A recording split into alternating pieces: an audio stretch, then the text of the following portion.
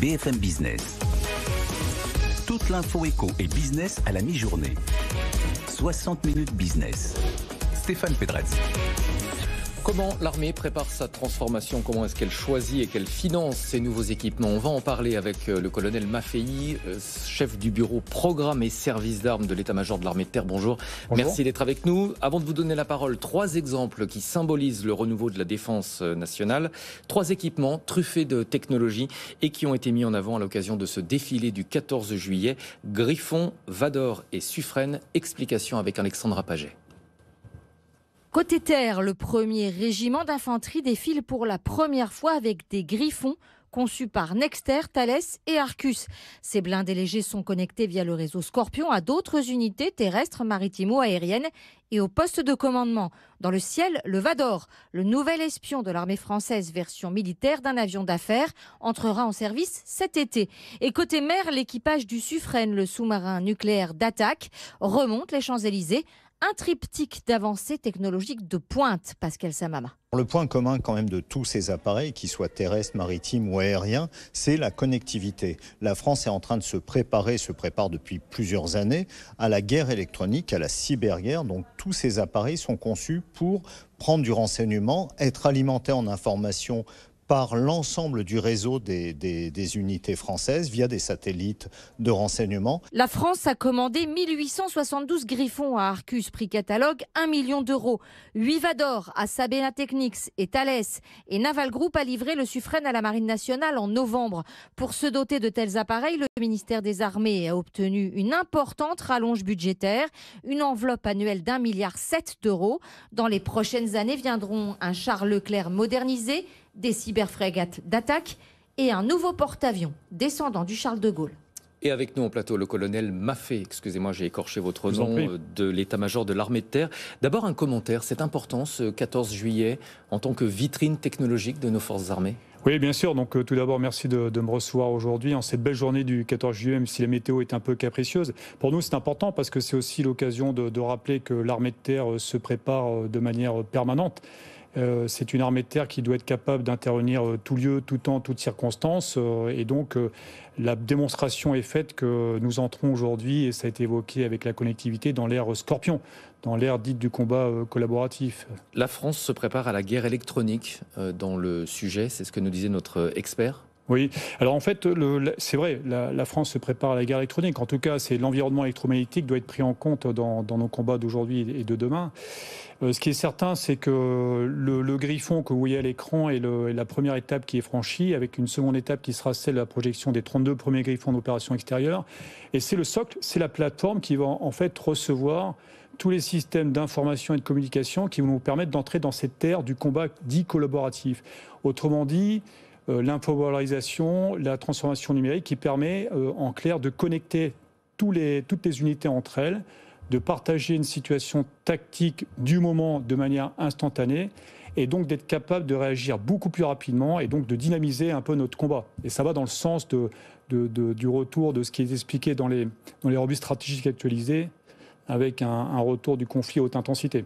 Comment est-ce que l'armée choisit les équipements dont elle va avoir besoin? Comment est-ce qu'on peut être sûr que les équipements que vous commandez aujourd'hui seront adaptés à notre situation dans 10, 15, 20 ans? C'est toujours une affaire de compromis. Ce qui est certain, c'est que nous exprimons d'abord un besoin. Donc il y a ce que l'armée de terre souhaite pour pouvoir se préparer, et ensuite s'engager dans tout type de conflit ou de crise, sachant que cet équipement sert à remplir tous les scénarios possibles. Et donc, nous exprimons d'abord un besoin, donc voilà ce que nous souhaitons. Et ensuite, l'écosystème nous répond en nous disant voilà ce que nous pouvons faire. Donc, c'est un vrai travail, c'est un vrai dialogue qui est instauré avec nos camarades de la Direction générale de l'armement, nos partenaires industriels. Nous exprimons un besoin qui est porté ensuite vers l'état-major des armées. Et ensuite, donc, ce trilogue se met en place pour trouver le meilleur équipement possible. Est-ce que les impératifs budgétaires compliquent parfois l'équation militaire? Oui, bien sûr. Les contraintes budgétaires le compliquent, puisque, comme vous le savez, tout est affaire de compromis, tout est affaire d'équilibre.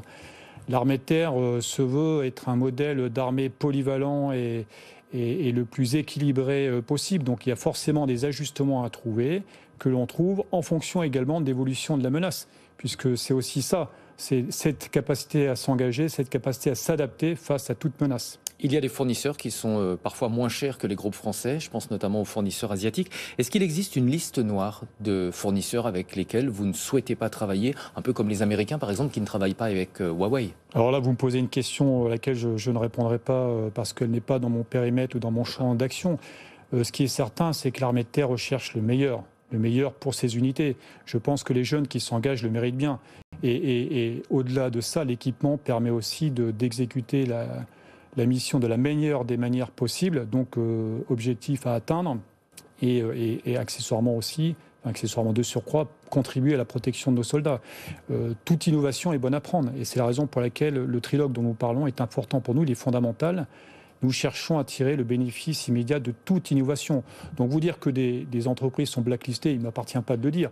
En revanche, ce qui est sûr, c'est qu'il importe pour nous de fédérer toutes les bonnes énergies, de mobiliser toutes les bonnes idées et de savoir est-ce qu'on peut, oui ou non, en tirer un bénéfice immédiat dans le cadre de nos engagements d'aujourd'hui. Historiquement, l'armée française achète des équipements très performants, mais qui sont souvent extrêmement chers et en faible quantité. Est-ce que, par exemple, les achats de drones vont marquer un changement, c'est-à-dire davantage d'équipements, peut-être moins chers, mais beaucoup plus nombreux? Alors, vous parliez de compromis ou d'équilibre. Nous devons trouver un équilibre entre masse, puisque l'armée de terre, c'est aussi la réponse massive, donc la masse, et la technologique. Avoir un engin, un seul équipement extrêmement sophistiqué qui coûte donc très cher n'a pas de sens. En revanche, avoir suffisamment d'équipements à un niveau moindre peut-être a beaucoup plus de sens pour nous et permet en tout cas d'exécuter la mission la meilleure possible. Je mentionnais les drones, c'est quelque chose évidemment qui fait partie de votre plan d'investissement. Bien sûr, vous voyez, on parlait d'innovation, innovation technologique, donc nous tirons profit ou nous essayons de tirer profit et bénéfice immédiat de toute innovation. Les drones en font partie, ils sont engagés dès livraison dans les unités, ils sont engagés en opération extérieure. Ils nous permettent de voir autrement, donc évidemment d'anticiper une éventuelle menace. Je prendrai l'exemple d'un tireur embusqué sur un toit. Vous anticipez, vous le détectez avant l'action, donc vous anticipez la menace et vous contournez la menace et vous neutralisez si nécessaire. On va parler argent et choix des fournisseurs. D'abord, argent, ça représente évidemment de très gros investissements. Loi de programmation militaire 2019-2025. Quel est le calendrier de ces investissements ? Alors, je ne vous répondrai pas sur le calendrier d'investissement puisqu'il ne m'appartient pas de le faire. En revanche, ce qui est certain, c'est que c'est une loi de programmation qui marque clairement la modernisation, la poursuite de la modernisation de l'armée de terre. La loi de programmation militaire précédente nous avait permis de débuter le renouvellement de notre trame hélicoptère. La loi de programmation militaire actuelle permet, elle, de moderniser nos équipements majeurs, véhicules terrestres, de tirer bénéfice de toute innovation. Et ce sera aussi le cas pour la loi de programmation militaire suivante. Donc on s'inscrit pleinement dans un début de modernisation pour l'armée de terre et un début de transformation, puisqu'au-delà de la livraison, il faut aussi s'approprier les matériels, donc s'entraîner, et ça c'est un élément extrêmement important pour l'armée de terre. Il faut s'entraîner pour être efficace.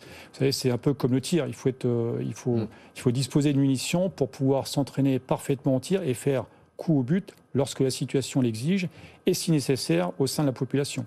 Loi de programmation militaire, est-ce que les budgets sont en hausse par rapport aux précédentes ? Oui, les budgets sont en hausse. Oui, donc il y a une vraie volonté de l'État de vous accompagner. En tout cas, c'est ce qu'on constate tous les jours lors des livraisons des équipements au sein des régiments. À la fois équipements majeurs, mais aussi, j'insiste sur les petits équipements qu'on voit, vous savez, qui n'ont pas forcément de visibilité ou qui ne sont pas cités nommément dans la loi de programmation militaire, mais qui sont extrêmement dimensionnants pour nous. Je cite l'exemple de l'optique du combattant débarqué. Cette optique qui lui permet de combattre de nuit, puisque c'est dans l'ADN de l'armée de terre aussi, être capable de combattre de jour et de nuit, tout temps, tout lieu, toutes circonstances. Et donc qui permet de combattre de nuit, de poursuivre ce combat, et également qui permet à nos conducteurs demain, avec la livraison de BNX, de piloter par nuit les plus sombres. L'armée est soumise au code des marchés publics. Oui. Lorsqu'elle lance un appel d'offres pour acheter des équipements, est-ce que vous avez la possibilité de déroger à certaines règles pour des impératifs de sécurité et de confidentialité ? On ne déroge pas aux règles, il y a toujours des exceptions évidemment, mais ce qui est certain, c'est que les services, et là, qui ne m'appartiennent pas, mais les services qui contractualisent, en fait, respectent évidemment le code des marchés publics. Il ne m'appartient pas de préciser plus sur ce sujet-là. En revanche, ce qui est certain, c'est qu'on a un dispositif qui s'appelle urgence opérationnelle, qui permet face à une menace particulière, nouvelle, d'adapter notre dispositif et de répondre avec l'existant, un achat sur étagère, de répondre à une nouvelle menace apparaissant sur un théâtre d'opération. Ça concerne énormément de personnes. On va donner quelques chiffres sur l'armée de terre. 121 000 militaires, 8 200 civils, 25 000 réservistes. Chaque année, vous recrutez 16 000 militaires. C'est énorme. Oui, c'est énorme. Ouais. Je crois que l'armée de terre est un bon recruteur. Enfin, il me semble-t-il. En tout cas, il y a effectivement beaucoup de jeunes qui se présentent aux portes de nos régiments, ce qui explique, c'est l'impératif de jeunesse aussi, et c'est ce qui explique pour nous la nécessité de nous entraîner de manière permanente, parce que la menace évolue, parce que l'environnement dans lequel nous agissons évolue aussi, mais parce qu'il faut absolument entraîner encore pour être capable d'actes réflexes, parfois vitaux. Avec la menace terroriste, l'armée est beaucoup plus visible de la population depuis quelques années. Est-ce que vous avez l'impression que le regard a changé ? Je ne sais pas si le regard a changé. Ce que je constate, c'est que... Est-ce que ça a rapproché l'armée des citoyens ? En tout cas, je sais que la relation avec les citoyens est plutôt bonne, puisque de toute façon, la mission première de l'armée de terre française est quand même de protéger nos concitoyens.